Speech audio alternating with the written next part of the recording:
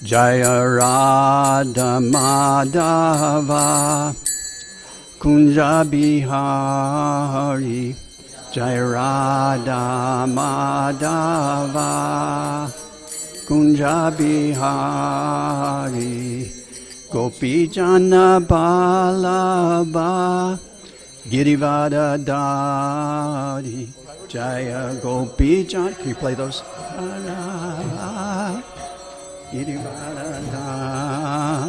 Yashodanandana Brajajana Ranjana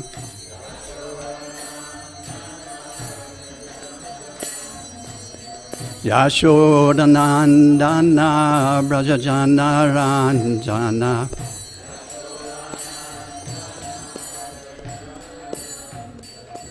Damuna Tira Vanachari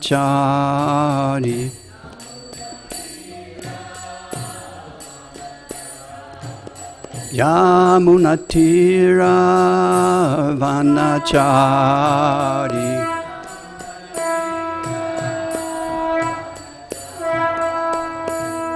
Jai Radha Madhava Kunja Bihari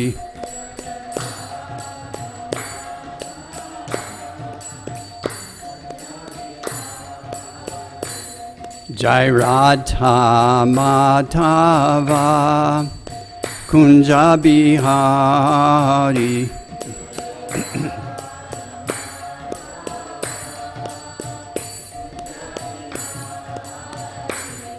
Jai Gopi Jana Balaba Girivada Dari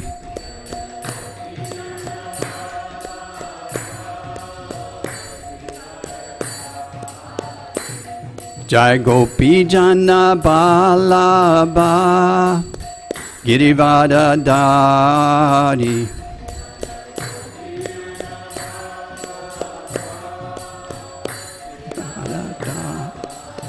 Yashodanandana Brajajana Ranjana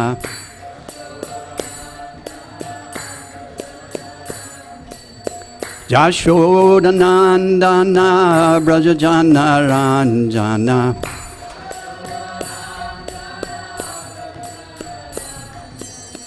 Jamuna Tira Vanachari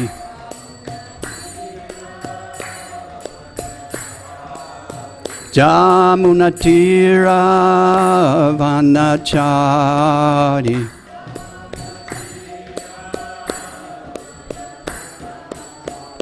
Jaya Radha Madhava Kunja Bihari Jaya Radha Madhava Kunja Bihari Jaya Radha Madhava Kunja Bihari Jaya Radha Madhava Kunja Bihari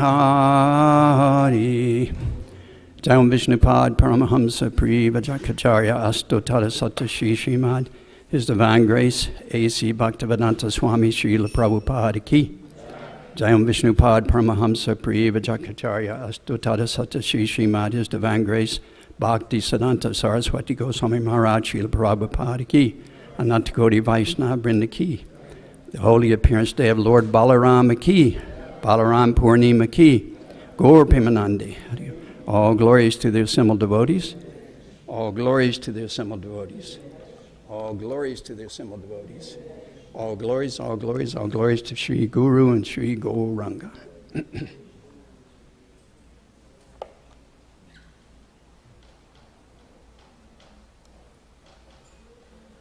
I need someone to show me how this light works.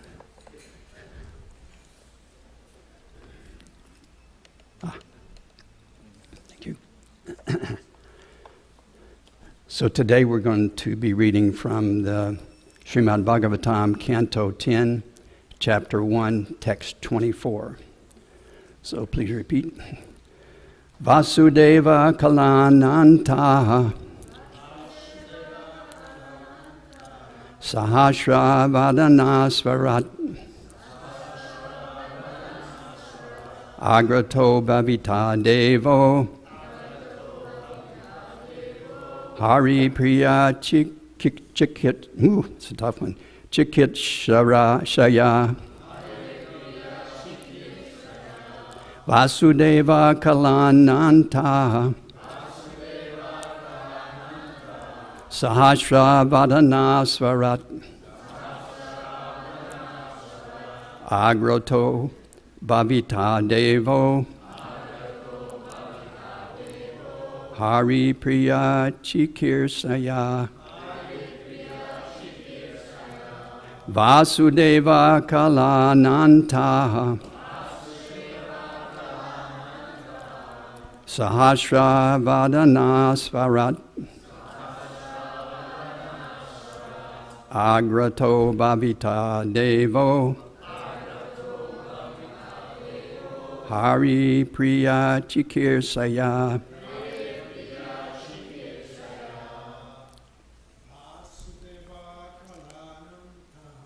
Vasudeva Kalananta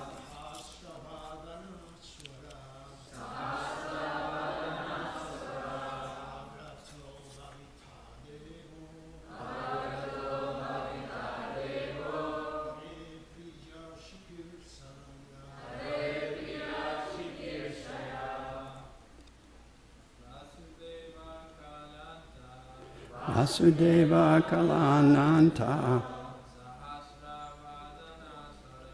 Sahasra Vadana Swarat Agrato Bhavita Devo Hari Priya Chikirsaya Vasudeva Kalananta Sahasra Vadana Swarat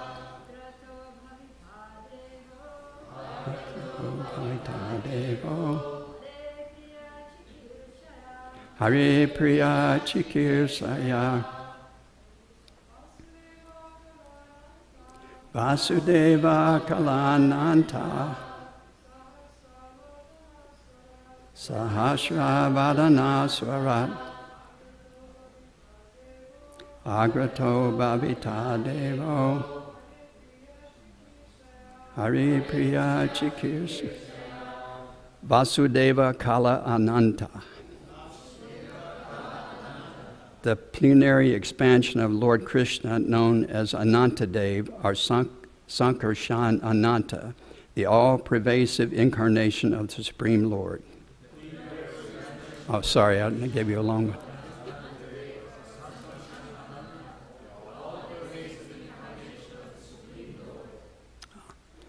Sahasra Vadana, having thousands of hoods.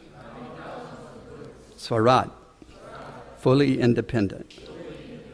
Agrataha, previously. Bhavita, will appear. Deva, the Lord. Hari, of Lord Krishna. Priya Chikirsaya, with the desire to act for the pleasure. So translation, the foremost manifestation of Krishna is Sankarshan, who is known as Ananta. He is the origin of all incarnations within this material world. Previous to the appearance of Lord Krishna, this original Sankarshan will appear as Baladev, just to please the Supreme Lord Krishna in his transcendental pastimes. So please repeat. The foremost manifestation of Krishna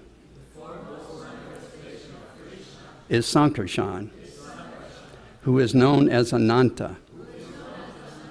He is the origin of all. He is the origin of all incarnations within this material world. Previous to the appearance of Lord Krishna, this original Sankarshan will appear as Baladev, just to please the Supreme Lord Sri Krishna in his transcendental pastimes. So purport. Sri Baladev is the Supreme Personality of Godhead himself. He is equal in supremacy to the Supreme Godhead. Yet wherever Krishna appears, Sri Baladev appears as his brother, sometimes elder and sometimes younger. When Krishna appears, all his plenary expansions and other incarnations appear with him. This is elaborately explained in the Chaitanya Charitamrita. This time, Baladev would appear before Krishna as Krishna's elder brother. Omagana Timiranda Jananjana Shalakaya Chakshur Militam Yena Tasmai Shri Gurve Namaha Shri Chaitanya Manobistam Stapitam Yena Bhutale Swayam Rupa Kadamayam Dadati Swapadantikam Vanchakapa Trubhyascha Kripa Sindhu Bhyebacha Patitanam Pavnebhyo Vaishnavebhyo Namo Namaha. So, I'll begin class by asking a question. So, why did Krishna and Balaram come in their human-like form? We know that in the Bhagavad Gita, verse 4:7. Anyone know that verse? 4:7. Yada yada yadharmasya. Yeah. Tanir bhavati bharata bhutanama dharmasya tadatmanam shridamya. So, Krishna is saying that whenever there is a decline in religion and a rise in irreligion, he says, at that time I come. And he also says he comes for three reasons. He comes to protect the devotees, he comes to kill the demons, and he comes to reestablish religious principles. But any of Krishna's incarnations could have done that. So why did Krishna himself come and Balaram himself come? Well, they came because they want to show us or let us get to know them. So, because how can you love someone if you don't really know them? It's like, I'll give an example. If I were to say Fred Jones, how many people would know anything about Fred Jones? Unless Fred Jones is listening on the internet. But if I said Nandabraja, immediately, or Rupanuga Prabhu, or Kartikeya, immediately all these different thoughts come into your mind because you know what they look like, you know where they live, you know so many things about them. So Krishna comes so that we can have these pastimes, so we can know so many things about him. Because in doing that, then we can actually learn to love Krishna and try to remember Krishna. So this is one of the main reasons that Krishna comes. So we know that Lord Balaram, he's the first expansion of Krishna. Directly, and he's completely the same as Krishna. There's only one small difference between Krishna and Balaram. What is that difference? Color, yes. So, Krishna is like a dark rain cloud, and it says Balaram's like a white rain cloud, like almost like a crystal color, actually. And we know that Krishna, he has 64 qualities, which are described in the Nectar of Devotion. And Balaram also has these same 64 qualities, also to the same degree as Krishna. It says that Krishna has 4 qualities no one else has. What are those 4 qualities? Prabhu. He plays his flute. Balaram also plays the flute. So what's number 2? Prabhu. His pastimes, which we're going to be discussing today. So Balaram, has his pastimes. What's the third one? Yes, incomparable beauty, his beauty. So Balaram is also very, very, very, very beautiful. And then what's number 4? Yes, his amazing devotees. And Balaram also, Balaram has his devotees. He actually has the rasa dance, just like Krishna. So Balaram also has all of these qualities of Krishna, these 64 qualities in full. However, we know there is actually internally, there actually is one more difference. Who can say what that difference is internally, a difference between Balaram and Krishna? The mood, exactly. It's their mood. Krishna is the Supreme Personality of Godhead, and we know he demonstrates that regularly in the Srimad Bhagavatam. It says that, I was reading Radhanath Maharaj's class the other day, and it said that Krishna actually, during their pastimes, he and Balaram, they killed something like 20 demons. And he said, out of those 20 demons, Balaram killed 2. Who can name those demons? Pralambasura and Danakasura, yes. So Balaram, he kind of takes, I don't know if you want to say a back seat. He kind of stands back and lets Krishna be prominent in all these pastimes. So in most of these particular pastimes, we know Krishna is the hero. And when Krishna, when he returned after he was here 5,000 years ago, when he returned to Goloka Vrindavan, he was remembering all these wonderful pastimes he had, and he was and remembering all this, how nicely he was served by all the devotees and by the gopis. But then he thought, wait a minute, actually they were enjoying more than me. He said, because they were serving me, they were actually enjoying more than I am. And he said, even like the gopis, they were enjoying like thousands of times more than me. And especially Srimati Radharani, she was enjoying like millions of times more than me. So Krishna was thinking, hey, I'm missing out on something here, And so then he said, I actually want to experience that type of joy, that type of love that they were experiencing. So therefore, in order to experience that type of joy, Krishna says what? He says, I have to become a devotee. And so therefore we know that Krishna, later he came as Lord Chaitanya. So, however, we know that Lord Balaram, he understood this a long time ago. Lord Balaram understood this from the very beginning. So what is Lord Balaram doing? He's always serving Krishna.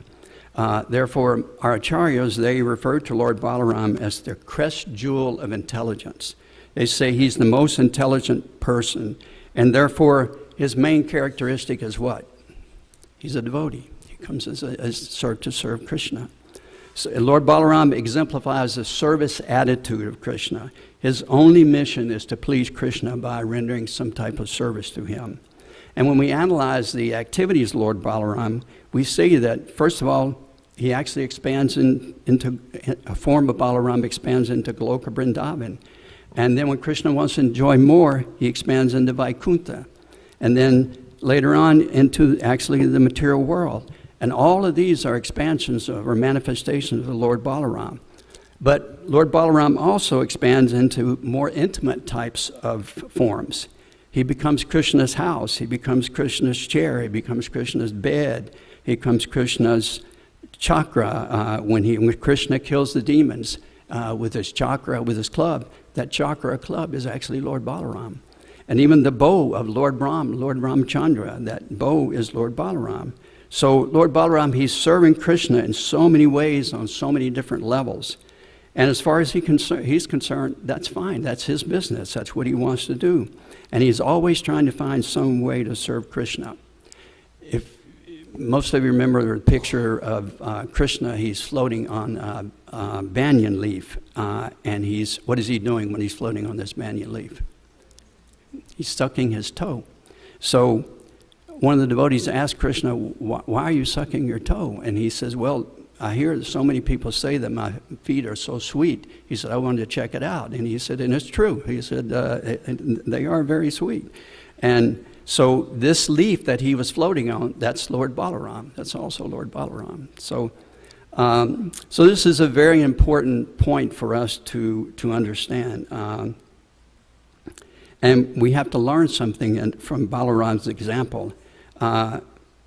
He's just simply serving, but what are we doing? We're trying to, for so many lifetimes, we've tried to be the enjoyer, and every time we've tried, we've failed. And therefore, finally, all of us, we're trying to become devotees now. We finally realize that this material world is not a world to try to enjoy in. But Balaram, we know that he has every right, just as much as Krishna, he has every right to enjoy. Because he's also the Supreme Personality of Godhead. So in this sense, we have to learn from Balaram that actually, and Krishna learned it later on, that the real nectar comes from serving. It comes from being a devotee. And we know that Lord Balaram, he appeared as the 7th son of Mother Devaki and Vasudeva. And we know that Krishna actually, he doesn't really have a father and mother, but Krishna appears in this world in his human-like form, And in almost every incarnation, he has a father and a mother, so that we can develop love from him by seeing him and remembering all these pastimes. And we know that before Balaram, there was like 6 sons that were born to Mother Devaki, and each one of these sons was killed by King Kamsa immediately, right after they were born. And so it sounds very cruel, and it was, but there's a whole pastime that explains, the reason these sons were killed. And these sons actually represented the 6 anarthas in our hearts. So what are those 6 anarthas? Can anybody name? Lust, anger, greed, envy, arrogance, and illusion. And it's by the mercy of Lord Balaram that we can clean these anarthas from our heart. So Krishna, he instructed Yogamaya to transfer Balaram from the womb of Mother Devaki to the womb of Mother Rohini. And when Balaram came, he came as Krishna's elder brother. And there's a whole story that one of the reasons why he decided to come as Krishna's elder brother, if you remember when Lakshman was serving Lord Ram, when the deer, I think it was Maricha came as a golden deer, well, Sita wanted that deer, so Lord Ram started to walk and try to catch the deer. And he told Lakshman, you stay here and you guard Mother Sita. And so of course, Lord Ram knew it was a demon, so he shot the deer. And right before the deer died, Marichi died, he called out in Ram's voice, Lakshman, help me. And when Sita heard that, she told Lakshman, go help Lord Ram, he's in trouble. And so Lakshman said, no, I'm supposed to stay here. And she said, oh, you just want to stay here so you can enjoy me and without Ram. And so that really hurt Lakshman, but he went, and we know what happened, that Ravana came and he stole Sita. And then when they came back, well, Ram was really upset at Lakshman because he had left Sita. And then later on, when Sita actually came, when they rescued Sita and she came back, Ram told Lakshman, I want you to tell Sita that I can't accept her back because she's been with another man. And so Lakshman had to go and tell Sita that. And so Sita said, okay, then build a fire, get the wood, build a fire, and light the fire, and I'm going to walk into it. And so Lakshman looked at Ram and said, what do I do? And he said, light the fire. So Sita, we know she walked into the fire and she came out. Of course, it wasn't the real Sita that Ravana had. And then later on, when Lord Ram would disguise himself and he would walk among the village to hear what the villagers had to say about his ruling, he heard one man say, I'm not like Lord Ram. I won't have a woman that's been with another man. So when Lord Ram heard that, he told Lakshman, I want you to take Sita to the Muni, Valmiki Muni, his ashram. And when you get there, you tell her that she can't come back. She's banished from my kingdom. So Lakshman was taking Sita, and he was crying. And Sita said, Lakshman, why are you crying? We're going on a vacation. She was happy. She liked to go to ashrams. And so finally, when they got there, Lakshman had to tell her that, Lord Ram has banished you, and you can't come back. So after that, Lakshman said, all right, from now on, I'm going to be Krishna's elder brother, and then he cannot tell me what to do. If I don't want to do something, then I can say, no, I'm your elder brother, and I don't want to do that. So one example of that is during the Kurukshetra war, when Krishna wanted Balaram to fight on his side, but Balaram, because he was like the guru of Duryodhana, he said, no, I'm not going to be part of this battle. So he went on parikram at that time. So that's just one reason why Balaram said, I'm going to come as Krishna's elder brother. And we know it's Balaram's business to sanctify the heart and make a nice place for Krishna when Krishna appears. And therefore, Balaram is considered to be our original guru, our original spiritual master. And the spiritual master is his representative in this world. And it's by the potency of Lord Balaram that the spiritual master can deliver a disciple. When we make an offering to a picture of the spiritual master, it's by the mercy of Balaram that the spiritual master can accept that offering. And anyone desiring to make spiritual progress must first get the mercy of Lord Balaram. Srila Prabhupada says it's an offense to try to worship Krishna without worshiping Lord Balaram first. So a little bit about the form of Lord Balaram. Lord Balaram, he's eternally 16 years old, and he has a very fair complexion. It's like kind of like the color of crystal almost. And he wears blue garments and a garland of forest flowers. And his beautiful hair is tied in a top knot. And he has beautiful earrings. His neck has pearls. His voice is very grave. And his arms are very long, touching all the way down past his knees. And Prabhupada said this is one sign of a great personality. So if you want to see if you're a great personality, you can stand up, check, see if your arms go down below your knees. If not, maybe you might still be a great personality. But so although he knows Krishna he knows the supernatural power of his younger brother Krishna, still out of love, he almost never leaves Krishna alone in the forest, even for a moment. And it says Balaram is Krishna's dearest friend. So Krishna, we know Krishna, he carries a flute. And what does Lord Balaram carry?